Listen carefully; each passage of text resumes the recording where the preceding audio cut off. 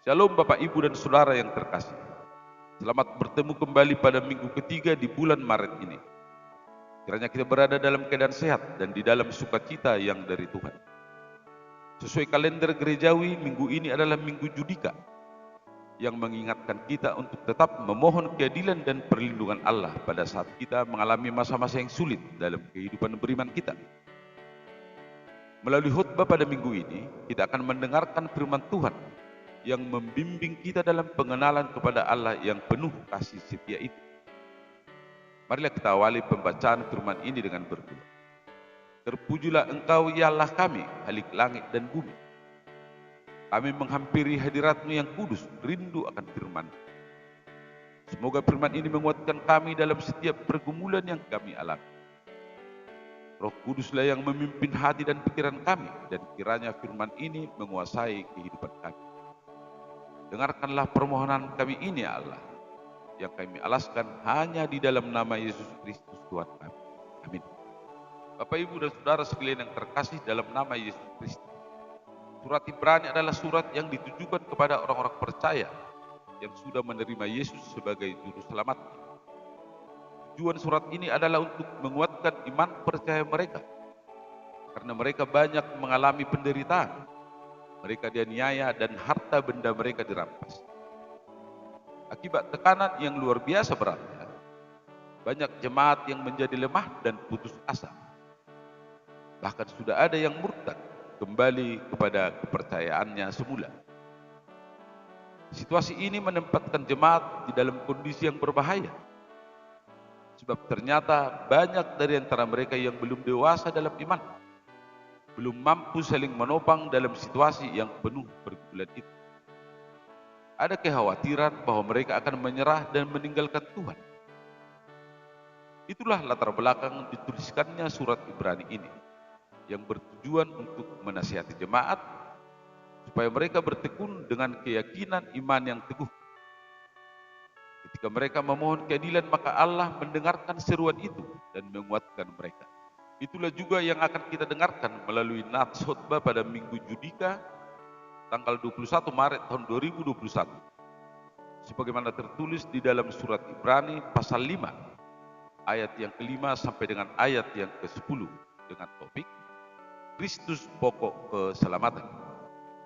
Marilah kita dengarkan bersama-sama. Saya akan membacakannya kita. Judul perikop, Yesus Imam Besar. Demikian pula Kristus tidak memuliakan dirinya sendiri menjadi imam besar, tetapi dimuliakan oleh Dia yang berfirman kepadanya, Anakku engkau telah kuperanakkan pada hari ini. Sebagaimana firman-Nya dalam suatu nas lain, engkau adalah imam untuk selama-lamanya menurut peraturan Melkisedek.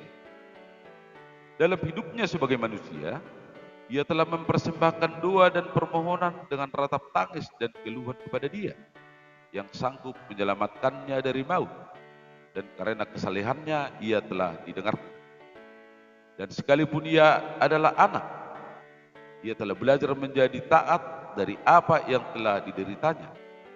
Dan sesudah Ia mencapai kesempurnaannya, Ia menjadi pokok keselamatan yang abadi bagi semua orang yang taat kepadanya. Dan Ia dipanggil menjadi imam besar oleh Allah menurut peraturan Melkisedek. Demikian firman Tuhan. Bapak, Ibu dan Saudara sekalian yang terkasih, di tengah penderitaan yang dihadapi oleh pengikut Kristus pada masa itu, secara khusus nats ini menjelaskan perihal siapa Yesus Kristus. Penjelasan ini sangat perlu, mengingat bahwa jemaat yang masih muda itu tengah bergumul dengan imannya. Diharapkan supaya dengan nasihat itu jemaat dikuatkan dan tetap berpegang teguh kepada imannya. Nats ini menjelaskan tentang Yesus Kristus sebagai imam agung yang berbeda dengan imam yang dikenal dalam kitab Perjanjian Lama. Pokok pengajaran penting perihal ini adalah sebagai berikut. Yang pertama, pengertian imam dalam kitab Perjanjian Lama. Jabatan imam adalah jabatan yang terhormat dalam agama Yahudi. Pada tingkatan yang lebih tinggi, dikenal imam besar yang tugasnya sangat penting, yaitu penyambung lidah atau penyampai pesan umat Israel kepada Allah, dan sekaligus juru bicara Allah kepada umat Israel. Imam besar adalah hamba yang diurapi oleh Allah. Imam besar juga bertugas untuk melaksanakan upacara pengampunan dosa bagi umat Israel dengan cara mempersembahkan korban kepada Allah. Tetapi imam besar itu juga harus mempersembahkan korban bagi dosanya.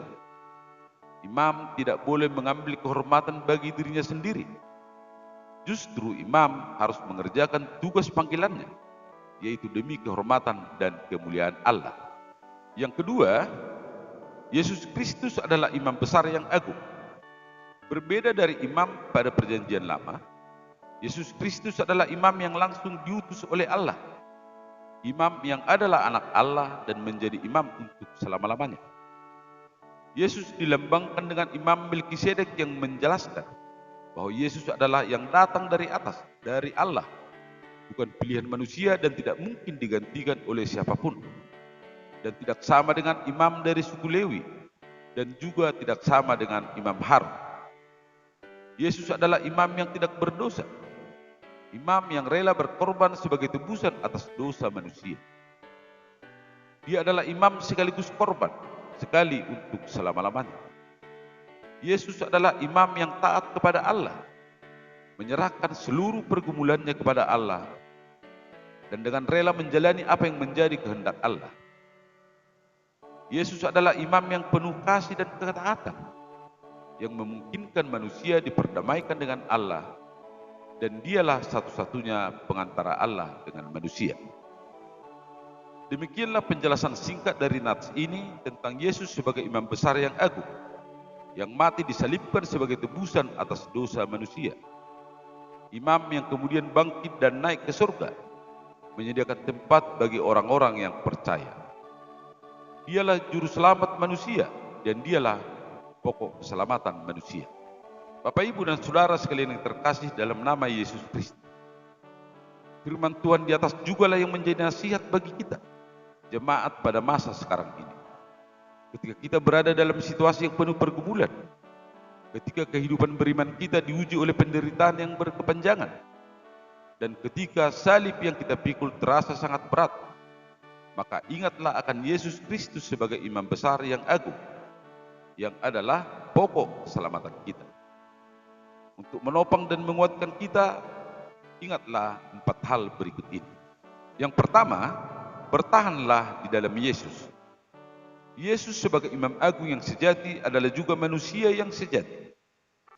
Sebagai manusia, Yesus sudah mengalami penderitaan, hinaan, dan penyiksaan yang luar biasa untuk ukuran manusia. Tetapi dia tetap sabar menerima dan menghadapinya. Sikap inilah yang harus menjadi teladan bagi kita. Betapa sering iman percaya kita tergerus akibat penderitaan dan kesulitan yang kita hadapi. Kita meratap dan mempertanyakan keberadaan Tuhan yang seakan tidak peduli dengan kita. Tetapi percayalah bahwa Tuhan sangat mengerti dan dapat merasakan apa yang kita alami.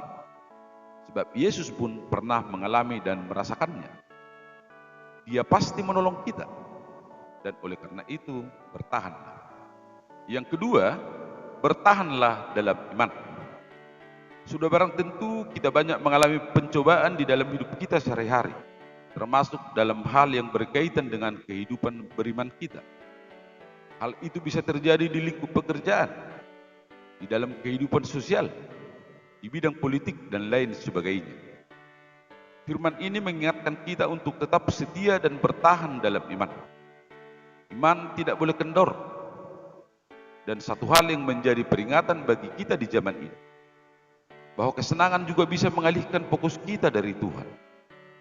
Kemajuan teknologi menawarkan banyak solusi instan dan palsu yang seolah-olah membantu mengatasi pergumulan kita, tetapi ternyata justru menjauhkan kita dari Tuhan. Maka berhati-hatilah dalam hal ini. Yang ketiga, tunduk dan berserahlah di dalam doa.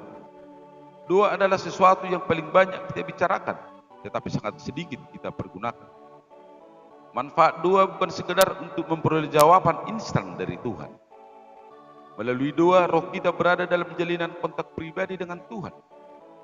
Dengan demikian, di dalam keterbatasan, kita belajar menyelami jalan pikiran Tuhan, menyesuaikan kehendak kita dengan kehendak Tuhan, sehingga kita memperoleh pencerahan dan penguatan. Yesus sang imam besar yang agung memberi contoh bagaimana menghadapi pergumulan yang sangat berat di Taman Getsemani. Dia berdoa, dia memohon supaya cawan itu berlalu daripadanya. Tetapi di dalam doa yang penuh ketundukan dan ketaatan, dia berkata, "Bapa, kehendak-Mu-lah yang jadi." Begitulah prinsip di dalam berdoa, harus dengan sikap yang tunduk dan berserah. Orang yang berseru kepadanya dengan hati yang hancur dan lutut yang terluka akan bangkit dengan lebih teguh dan lebih kuat, karena kekuatan Allah akan mengaliri kekuatan kita dan penghiburannya membalut luka batin kita. Dan yang keempat, Yesus sang iman besar yang agung itulah pokok keselamatan kita.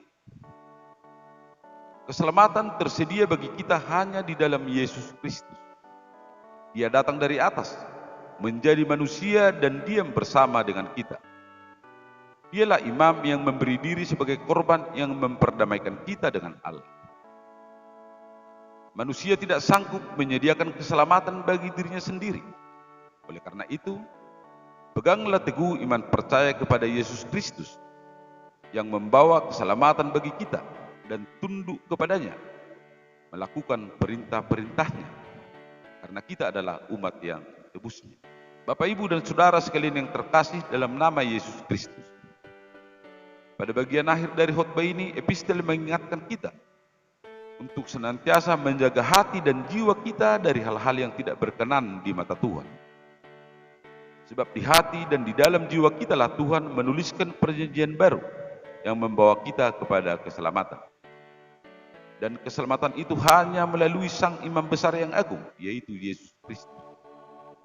Selamat beribadah di Minggu Judika. Kiranya Tuhan memberkati kita. Amin.